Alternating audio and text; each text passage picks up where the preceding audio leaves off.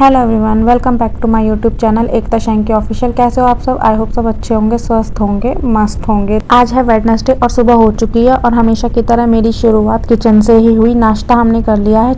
नाश्ता करने के बाद मैं आ गई थी फिर से किचन में और मैंने यहाँ पर सब्जी चढ़ा दी है और मेरा आटा भी मैश हो चुका है। मैंने बनाई थी यहाँ पर गवार की फली यानी कि अनएजुकेटेड बीन, क्योंकि मुझे एजुकेटेड बीन मिली नहीं थी। तो यहाँ चले मजाक छोड़ते हैं और आ जाते हैं अपने काम पे। तो यहाँ पर मैं चढ़ गई थी ऊपर मेरा ये डब्बा रखा हुआ था जिसमें मेरे मसाले वगैरह जो एक्स्ट्रा रखे होते हैं वो थे, जिसमें मुझे निकालना था धनिया और हल्दी, क्योंकि मेरी हल्दी और धनिया ख़त्म हो चुके थे। धनिया तो बिल्कुल ही ख़त्म हो चुका था मसाले डालने से, बट हल्दी थोड़ी सी बची हुई थी, पर फिर भी मैंने उसको भर दिया है। वैसे मेरे मसाले वगैरह सब खत्म ही हो रहे हैं, दाल वगैरह। तो मैंने ना राशन की लिस्ट बनानी है, उसके बाद मैं दे दूँगी पतिदेव को, तो पतिदेव ले आएंगे मेरा सारा सामान। किचन में ना इतनी गर्मी लगती है ना, बहुत गर्मी है। दिल्ली में तो बहुत ही ज़्यादा गर्मी है। आप लोग कहाँ से हो आप लोग बताइएगा, और आपके यहाँ पर कैसी गर्मी है ये भी बताइएगा। थोड़ी देर गैस के आगे खड़े हो जाओ ना तो फिर ऐसे हालत हो जाती है जैसे हमने कब से नहाया नहीं है, इतना पसीना पसीना हो जाता है। पर हम कुछ कर भी नहीं सकते, हम हाउस वाइफ है ना, तो हमें तो काम करना ही पड़ेगा। किचन का भी और सफाई वगैरह भी हमें करनी ही पड़ेगी, हम छोड़ नहीं सकते हैं। चाहे कितनी भी गर्मी हो, चाहे कितनी भी सर्दी हो, हमें अपना काम तो करना ही पड़ता है। ये चीज़ें हमारे लिए होती ही नहीं है। एक हाउस वाइफ के लिए सर्दी गर्मी बीमारी कुछ होती ही नहीं है। तो मेरी सब्जी ऑलमोस्ट डन थी, मैंने दूसरी गैस पर उसको ट्रांसफ़र कर दिया था। जब तक मैं रोटी बनाऊंगी वो अच्छे से पक जाएगी। मेरे पतिदेव यहाँ पर लंच लेकर नहीं गए थे, तो मैं उनके लिए सिर्फ 2 रोटी ही डाल रही थी खाने के लिए। तो उन्होंने कहा था कि मैं खाकर चला जाऊँ।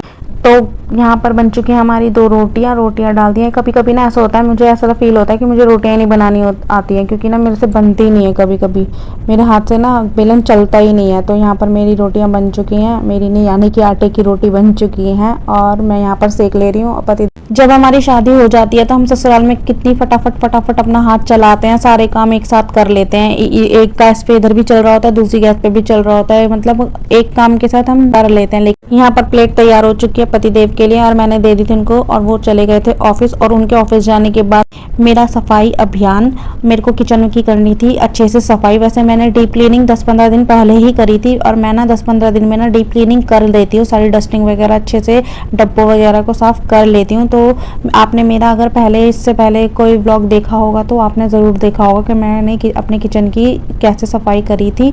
लेकिन फिर से धूल मिट्टी तो जम ही जाती है यार, कितना भी कर लो साफ, धूल मिट्टी ना लग ही जाती है। तो मैं फिर यहाँ पर चढ़ गई थी। चढ़ने के बाद मैं लग गई थी अपनी सफाई में, डब्बे वगैरह साफ करने के लिए।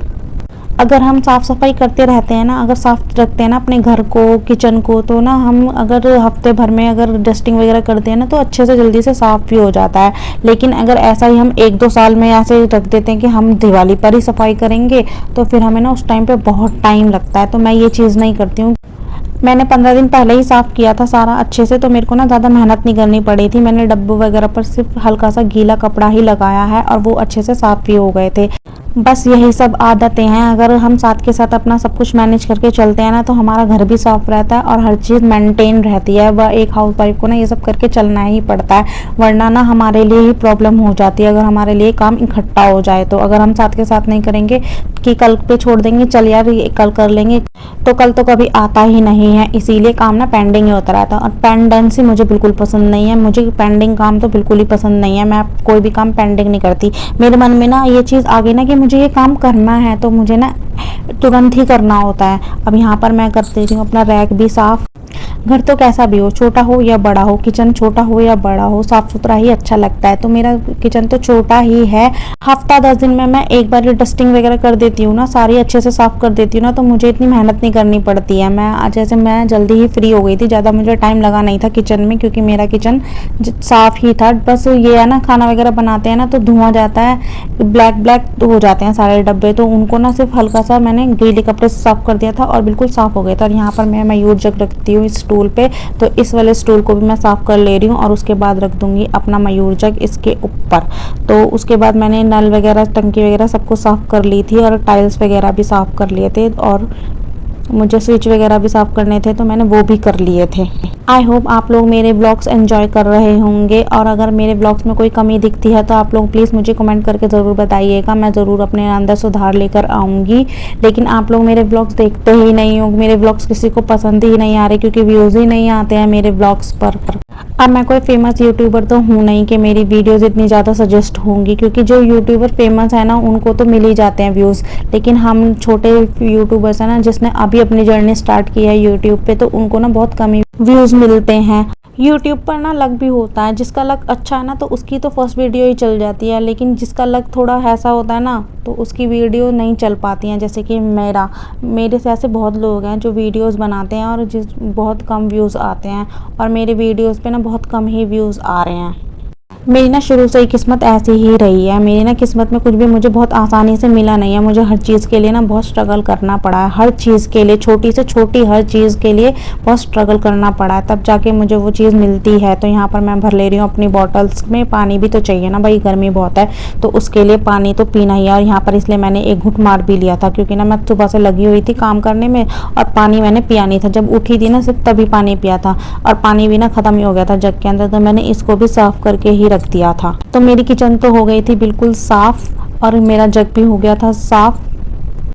मैं अपनी बहुत ज़्यादा तारीफ़ तो नहीं करती हूँ, बहुत ज़्यादा क्या, मैं बिल्कुल भी तारीफ़ नहीं करती हूँ अपनी, लेकिन अपने लिए एक चीज़ ज़रूर बोलूँगी कि मेरे अंदर ना ये आदत अच्छी है कि मैं हर चीज़ को ना अच्छे से मेंटेन करके रखती हूँ, साफ़ सफाई रखती हूँ, हर चीज़ मेरी साफ़ सुथरी मिलेगी, कुछ भी चीज़ ना मेरी गंदी नहीं मिलेगी। और मुझे खुद भी पसंद नहीं है, मुझे भी ना फिर ये कुछ चीज़ एक चीज़ रह भी जाती है ना तो मुझे ना ये रहता है यार इसको साफ़ करना है। तो हमने हमारी किचन को तो बिल्कुल चमका दिया था। फिर आ गई थी मैं फ्रिज के पास, फ्रिज को साफ़ करने के लिए। फ्रिज साफ़ करने के बाद मैं आ गई थी ग्रिल वगैरह साफ़ करने के लिए, क्योंकि ना डेली यहाँ पर भी डस्टिंग करनी ही पड़ती है। यहाँ पे भी ना बहुत ज़्यादा मिट्टी हो ही जाती है, पता नहीं कहाँ से इतनी मिट्टी हो जाती है, कितना भी साफ़ कर लो डेली साफ़ करना ही पड़ता है। फिर उसके बाद मैं आ गई थी बेडरूम में, बेडरूम की बेडशीट वगैरह झाड़ने के लिए। मेरी बेडशीट को झाड़ने की ज़रूरत होती नहीं है, पर मैं इसको बिल्कुल सेट करके फिर भी झाड़ ही देती हूँ। उसके बाद मैंने कर दिया अपने पिलोज वगैरह को सेट, और फिर मैंने करनी स्टार्ट कर दी थी वहाँ पर डस्टिंग भी तो बहुत ज़रूरी है ना, क्योंकि रोज़ रोज़ मिट्टी जम ही जाती है और ना दिखती है ना फिर तो बहुत ही गंदी लगती है, कि ऐसा लगता है हमने सफाई ही नहीं करी है। इसीलिए हमें तो रोज़ सफाई करनी पड़ती है। अरे सफाई का बनाई ही इसीलिए है कि डेली साफ़ करो, अगर एक बार साफ़ करके साफ़ ही रह जाए तो फिर हमें डेली डेली साफ़ करने की ज़रूरत नहीं पड़ेगी ना। तो फिर मैं बाद में आ गई थी रूम में सोफ़े वगैरह झाड़ने के लिए। उसके बाद मैंने यहाँ पे भी डस्टिंग कर ली थी। डस्टिंग करने के बाद मैं चली गई थी दूसरे रूम में। आपको मेरा दूसरा रूम ना बहुत कम ही दिखता होगा वीडियोस में, क्योंकि ना मैं यहाँ पर बहुत ज़्यादा शूट करती नहीं हूँ, क्योंकि यहाँ पे ना कैमरा रखने के लिए ना बहुत ज़्यादा जगह है नहीं, तो जितना थोड़ा बहुत ही दिख पाता है ना उतना ही दिखा पाती हूँ।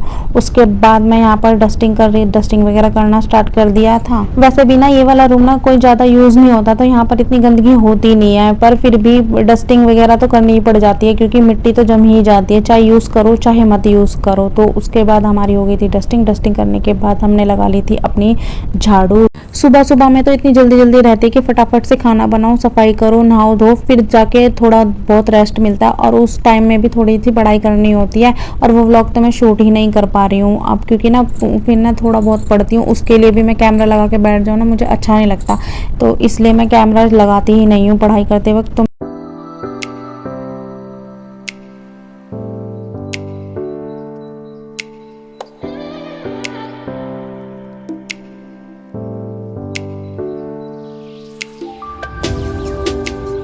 हमारी झाड़ू लग चुकी है। झाड़ू लगाने के बाद मैंने लगा लिया था पोछा लगाने के बाद मैं नहा ली थी। नहाने के बाद मैं यहाँ आ गई थी प्रेस करने के लिए, क्योंकि मैंने कल मशीन लगाई थी ना, तो उसके बाद मुझे प्रेस करनी होती है कपड़ों पर, मैं तभी अलमीरा में सेट करती हूँ। तो प्रेस करने ही बैठी थी तो फिर मुझे मम्मी आ गई थी बुलाने के लिए।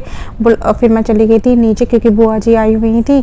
फिर उसके बाद मैं शाम को ही आई थी ऊपर, तो शाम को मैं आ गई थी खाना बनाने के लिए। मेरी प्रेस बीच में ही रह गई थी, तो यहाँ मैंने प्याज को सिर्फ छिला ही था, और वो आंखों में इतनी लग रही थी ना तो कि मेरी आंसू आ गए थे। तो कोई कितना भी स्ट्रांग हो, प्याज ना अच्छा को रुला देती है, और मैं तो बहुत साधारण सी इमोशनल सी लड़की हूँ। तो यहाँ पर मेरी प्याज टमाटर वगैरह सब मैंने धो लिए हैं। धोने के बाद मैं इनको कट कर लूँगी बड़े बड़े पीसेस में, फिर मैं इनका बनाऊँगी पेस्ट। अभी मेरे आलू बॉयल हो चुके हैं। मैं प्याज लहसुन वगैरह छील रही थी ना, तो मैंने आलूओं पे ध्यान ही नहीं दिया था, तो मेरे ना तो 2 आलू ना मेरे फूट भी गए थे, पर कोई बात नहीं, मुझे तो सब्जी बनानी थी। आलू के पराठे बनाते हो ना तो पानी घुस जाता है ना, तो आलूओं में क्रैक नहीं आना चाहिए, तो फिर ना पेस्ट जो बनता है ना वो बहुत पतला पतला बनता है, तो पराठे बनाने में ना दिक्कत होती है। चलो कोई नहीं, मुझे तो सब्जी बनानी थी। फिर मैं आ गई थी किचन में वापस, और मैंने ना मिर्चियों को ना धोकर सुबह में ही रख दिया था, और उसकी डंठल भी कट करके रख दी थी, और मैं अब शाम को बना रही थी पेस्ट। तो मैंने मिर्ची का पेस्ट बना लिया था। उसके बाद मैंने मेरी प्याज का पेस्ट बना लिया। फिर प्याज का पेस्ट बनाने के बाद मैं यहाँ पर बना लूँगी टमाटर का पेस्ट, आज मैं टमाटर प्याज का पेस्ट बनाकर सब्जी बनाऊंगी। वैसे मैं नॉर्मली कट करके भी टमाटर प्याज सब्जी बना लेती थी आलू टमाटर की, लेकिन ना मुझे ना आज ये मन था कि मैं टमाटर प्याज का पेस्ट बनाकर सब्जी बनाऊं, क्योंकि पेस्ट बनाकर सब्जी बनाते हैं ना तो काफ़ी अच्छी ग्रेवी वाली सब्जी काफ़ी टेस्टी लगती है। तो ग्रेवी वाली सब्जी तो मैं पेस्ट बनाकर ही ज़्यादातर बनाती हूँ, लेकिन मेरा ना नॉर्मली जल्दी जल्दी रहती है ना, तो फिर प्याज कट करके फटाफट से बना देती हूँ। तो यहाँ पर मैंने तेल डाल दिया था। तेल गर्म होने के बाद मैंने हींग और जीरा डाल दिया था और प्याज भी डाल दी थी। और प्याज भूनने के बाद मैंने यहाँ पे टमाटर और मसाले वगैरह डाल दिए थे और इनको यहाँ पे मैंने नमक भी डाल दिया। नमक डालने के बाद इसमें मैंने डाली है कसूरी मेथी क्रश करके, क्योंकि ना कसूरी मेथी ग्रेवी वाली सब्जी में ना काफ़ी अच्छा टेस्ट देती है इसलिए। और साथ के साथ मैं यहाँ पर आलू भी अपने छील ले रही हूँ, क्योंकि मेरे आलू ना ठंडे हो गए थे। मैं अंदर रूम में पंखे के नीचे रखाई थी। अब मेरे मसाले पकने के बाद मैंने इसमें थोड़ा सा ग्रेवी के लिए पानी डाल दिया था।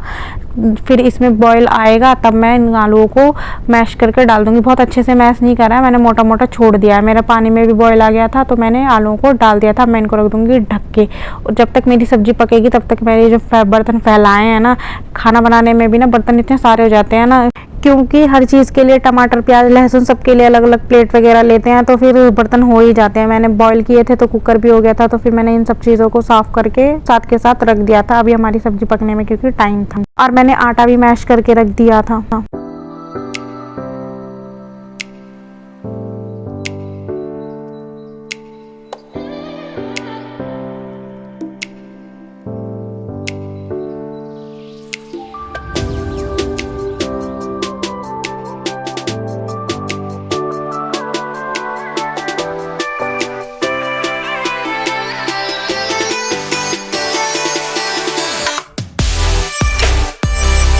सब्जी को बीच में मैंने एक दो बार ही चला भी लिया था। मैंने इसमें इतना पानी डाला भी नहीं था, सिर्फ पानी बॉईल करके मैंने आलू डाले थे और आलू मेरे बॉईल ही थे, पके हुए थे। तो उसके बाद जल्दी बन गई थी सब्जी बनाने के बाद मैं रोटी बना के मम्मी को दे आई थी, और रोटी बनाने के बाद मैं आ गई थी फिर से रूम में। मेरे कपड़े जो थे प्रेस करने के लिए वो ऐसे ही फैले हुए थे दोपहर से, क्योंकि मैं दोपहर में 3 बजे के आसपास बैठी थी प्रेस करने के लिए, और प्रेस मैं कर नहीं पाई थी क्योंकि बुआ जी आ गई थी तो मुझे नीचे बुला लिया गया था। फिर मैं शाम को ही ऊपर आई थी तो मैं खाना बनाने में लग गई थी। खाना बनाने के बाद मम्मी को देने के बाद में जो मेरे कपड़े फैले हुए थे बेड पर ही फैले हुए थे, कोई तो वैसे भी रूम में था नहीं, तो मैंने बेड पर ही छोड़ दिए थे कि जब भी मुझे टाइम मिलेगा मैं ये कपड़े प्रेस कर कर रखूंगी। मेरे कपड़े तो मैंने प्रेस कर लिए थे, मेरे पतिदेव के रह गए थे प्रेस करने के लिए। मैं अपने कपड़े अलमीरा में भी सेट करके चली गई थी। मैं जब मशीन लगाती हूँ ना तो उसके नेक्स्ट डे या उसी दिन मैं प्रेस कर लेती हूँ जब भी मुझे टाइम मिलता है। तो मैं ना इससे एक दिन पहले मैंने मशीन लगाई थी, तो उस दिन तो मुझे टाइम नहीं मिला था प्रेस करने के लिए। आज मुझे थोड़ा सा टाइम मिला तो मैंने प्रेस करके अपने पतिदेव के कपड़े रख दिए थे अलमीरा में सेट करके। तो लीजिए, आपसे बातें करते करते हमारी हो गई है प्रेस करने के बाद मैं इनको रख दूंगी अलमीरा में। मैं कपड़े धोती हूँ ना तो मैं ना अलमीरा में प्रेस करके ही सेट करके रखती हूँ, वरना मेरे कपड़े ना बाहर ही रखे रहते हैं। चलिए इस व्लॉग को यहीं करते हैं एंड। अगर मेरी वीडियो पसंद आई हो तो लाइक कर दीजिए, शेयर कर दीजिए, चैनल पर नए हैं तो सब्सक्राइब कर दीजिए और बेल आइकन को भी प्रेस कर दीजिए। Bye bye.